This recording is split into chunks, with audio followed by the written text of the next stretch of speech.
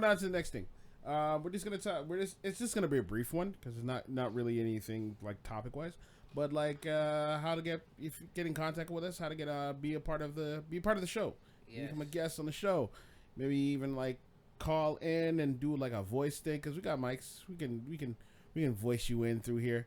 But yeah, basically how to become a guest on the show. You can either contact me or the best person to contact is my boy. But how do what's the best way people to like if they want to become a guest on the show with us? You could DM us on any platform that we have, like Facebook, all my IGs, your IG, or leave a comment on our YouTube page. Yeah, you can leave a comment on the YouTube video, or even if you have our numbers, just WhatsApp, or text us like, hey, I want to be part of the show. I have some topics to talk about. Cool, because the Den of Owls is a place you can speak your mind. You can say names if you want. If you don't want, that's fine. Yeah, you see, like with me, I'm very cautious about what I say because I have reasons. But if any time those reasons go out the door, a whole lot of shit go out. So, and secondly, it's a place for men to speak because I personally feel like there's no platform or no outreach for men to speak their mind or even speak what's on their heart or talk about their feelings and emotions. I don't think there's nowhere out there that does it. So any guys that have any like even mental issues, even for men, even especially black men, there's no outlet. So I wanted to be like not like the torch or like the go-to person. I just wanted to be that little branch. Like, yo, you have some stuff on your mind, something that's weighing on your chest. Come by, let's talk it out.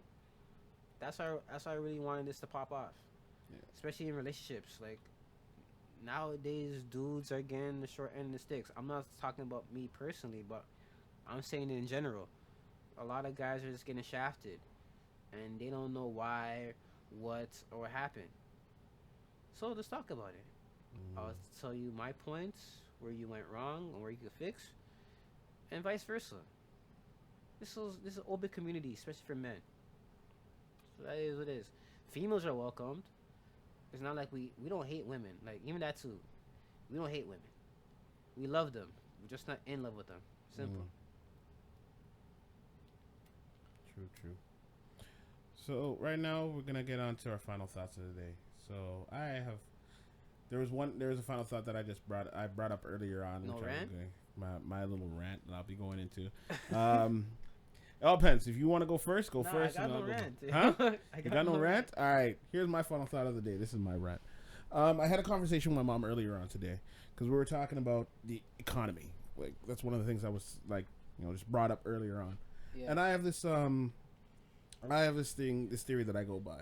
I go by the Eggo waffle theory, right? The Eggo waffle theory goes like this. Back when I was when I was 19 or like a little bit younger, okay, like Eggo waffles used to be like 99 cents, right? Okay. When it went on sale, it was 99 cents. When it was regular price, it was $1. I think it was like $1.25, right? So if you look at it like 5-10 years later, it's been like it's 2019, so it's like about 10 years later. Like Eggo waffles now for regular price, it's $2.99 or $3.25, and when it goes on sale, it's like $2.50. Yeah, for originals. For the original Eggo waffles, like the 8-pack box. For the chocolate chip and stuff, it's almost touching $4. Yeah, I mean $400. Yeah. I mean $4. $4, man. So it's like the price of like, and when I said it was 99 cents, it was like for all Eggos. Like you got your strawberry, your blueberry, your cinnamon toast, because that's the one we got all the time was cinnamon toast. We got that, and it was 99 cents. So we'd be buying like 5 or 6 boxes at a time. Instead of buying the 24, instead of buying the one with the 48 Eggos, you buy like a couple of those and you're good. But now the price has gone so high that you can't. If you're buying Eggo waffles, it's like a treat, but it's not even really feel like a treat because it doesn't make any. It's not worth it to buy it. So when I said like our economy has gone to shit, it's like nowadays for a person like myself or a person like yourself to like be able to move out, get your own place, have your car, have your stuff and whatever. Because back in those days, back when I was younger, there were apartments. Yeah. Now you can't find apartments anymore. It's all condos. Anybody who lives in like quote unquote apartments, they're staying there. They're not leaving. They're not leaving till they die because it's like fixed income. Yeah. Right? All the apartments that are still around are fixed income.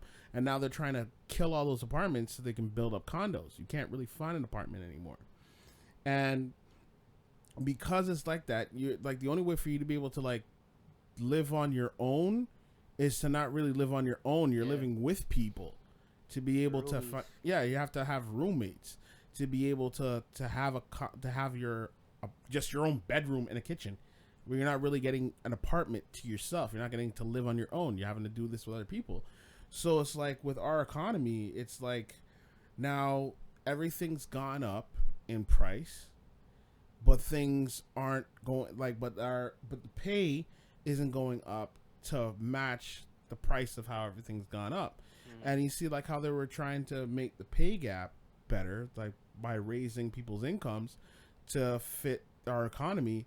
And now you got El Fuckador who came into power in Ontario and just killed all that off.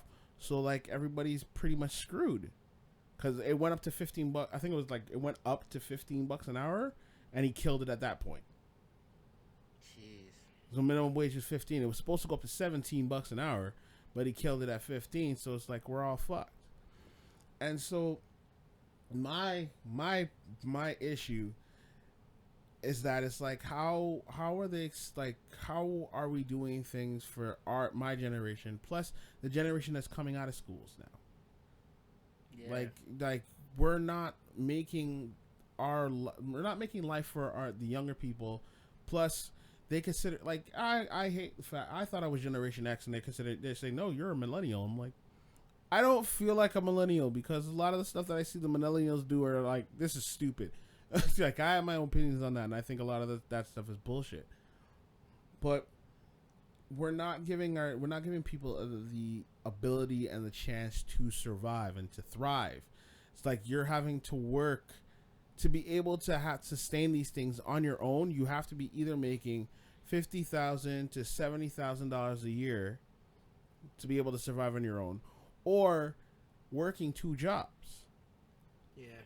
So you're not really getting the ability to like move forward and to make, better decisions and make, great choices for yourself. You're having to do things that you not necessarily would like want to do, and you're having to basically kill yourself. And that's why you realize that most businesses that have people working there, they're not happy because they're not working. They're living to work. They're not working to live. Yeah. Right? Because working to live means you're just like, okay, you know what? I do my job because I got to pay my bills and whatever. But I'm enjoying my life.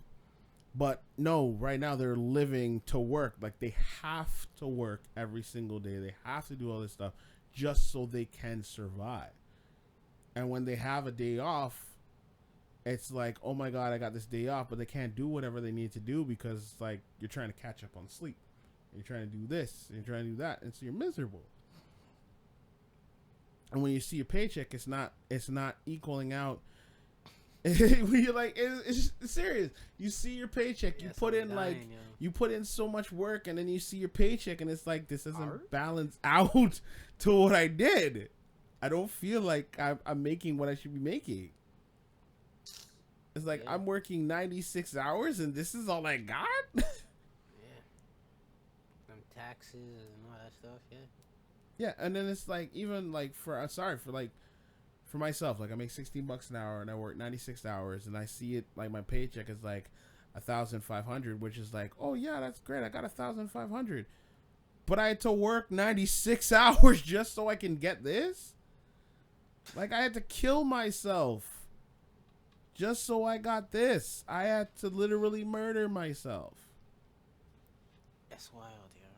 Cause like working at the restaurant, you're working like how many hours plus travel, plus not getting any sleep at night. Cause you're like, by the time for myself, like I would go work, I'd work all day. So I'd start at 10 o'clock, and if it's on a Friday night, I'm working till like 1 a.m. Then if I don't get a ride home, I'm taking the bus and I get home at like 3 o'clock in the morning. If I get home at 3 o'clock, sometimes I get home at 4. Yeah. Then plus I have to come to work the next day, so I'm getting like 4 hours of sleep. And I have to come back the next day and work a double again. And it's like, oh, get my paycheck, but it's like, yeah, it's like, yo, but you should be happy. You made this money. Yeah, but how many hours did I have to work just to get this? Like, it's not fair. It's not realistic. But then they say, we don't care. We'll give you the hours. We don't care. You can work as much as you want. We'll give you the hours. It's like, yeah, you want me to kill myself. You pay me less so you can get me to work more. And then I'm like, I should be happy. Nah. But I'm not my rant isn't trying to go on like a job like that. It's like all jobs and all aspects. Because they pay their employees shit so they can make more money. But then you're not making enough money so that you can survive. Because like you can survive. You're making more money so you can survive for like what? Like maybe 5-6 months? But for the rest of the year, you're like scraping by to try your best. And at that point in time, it's like you're having to get another job just so when they start cutting hours, you have to get another job just so you can start making money again. You need to be able to make that same amount of money to survive. And it's like, it's not feasible. And I feel like our government doesn't care because they don't give a shit. Businesses don't care because they're all about making money. They're not about giving money. They're about spending money in regards to aspects to make more money for themselves, but not spending money to give their employees a better living. Facts. So they're continuously, spending. They'll spend out $1 million to like on advertisements and this and that and whatever to just like to make themselves look better, but then you look at the employees and it's like they're living a shitty life. Mm-hmm. But it's like, we don't care. You still have to work for us. So yeah, I just feel like there needs to be a change to make things better. There needs to actually, like, these kind of corporations need to actually think of their employees like family members to make it work. Just bringing it right back to the topic at the top. They need to actually treat their employees like family to actually make it work. That's my final thought. Alright, my final thought. Don't really got one. To be honest with you, it's kind of rare. I will say this: they tried to shut me down. Oh Lord! But they couldn't succeed. They tried not to. They didn't pay me out. They thought I'd be struggling. But this is why I always tell you to always have one foot in, one foot out. Have other source of revenue helping you out. Just in case stuff like that happens to you. You can use me as an example. Always have a side hustle. Always. So when shit hits the fan, you're okay. You're not alright, but you're okay. So when that period that you're okay, you'll find a little job to help you out, or something that you like to do from now on, or something that you always wanted to do but you're scared to leave. Now go ahead and do that. I'm doing all those 3 things that I just said. My problem is I am too loyal. As you can see, I was super loyal to a female that I barely know. I was super loyal to a job that didn't give a shit about me or my family. So when both of them cut the plugs on me, I wasn't like stranded or whatever. I just seen the true nature and how life really is compared to other people and how people see me. I finally saw that, and that was kind of scary because someone like me that gives their 100% to everything that they do, and you just get dropped for chicanery, it's just, it lets you reevaluate yourself. Mm-hmm. It makes you figure out like, yo, if that's how it is, let me just take a few steps back on everything that I do that is incorporated with people in my life, whether it's a relationship, work wise. Just do the bare minimum, bare bones. Don't try to be you. And now I'm living my best life, yo. Simple. That's the best way to be, man. Well, I guess that ends that for this episode 7 of the Den of Owls. Yeah, yeah. Again, if you want to follow us, you can follow us on Den of Owls on all forms of social media. And if you want to get in contact with us, you can contact me at IanLetta on Instagram. And you can contact my boy TJ. How can they get at you? Main account is the Looking Glass 1. And soon we'll be making a Twitter account for Den of Owls as well. Just to give you a little sneak peek of what's on our brain, you know? Sure. I think the Twitter game will be much more lucrative for us as of getting followers. Mm-hmm. You know, little snip pics here and there and here. And also, I have my own YouTube channel. It has nothing to do with podcasts or whatever. It's just me showing you everyday life of me. Whether it's from cooking, my motor vlogs, me and my bike, my photography and videography, and me talking about the duffel bag season. Everybody's always asking, what does that mean? I put a little bit on that on the last segment that I did with my two friends, Nick and Nick, and they are really intrigued about the duffel bag season as well. So you'll see more in that on that type of channel and stuff. But yeah. Again, we appreciate you guys coming on this ride with us. Please like, share, and subscribe on Den of Owls, and please follow us on all sort of forms of social media. And thank you for joining us. Thank you for being here with us. And we're gonna sign off today. Again, my name is IanLetta. My boy TJ. What's up? All right, see you next time, man. Peace.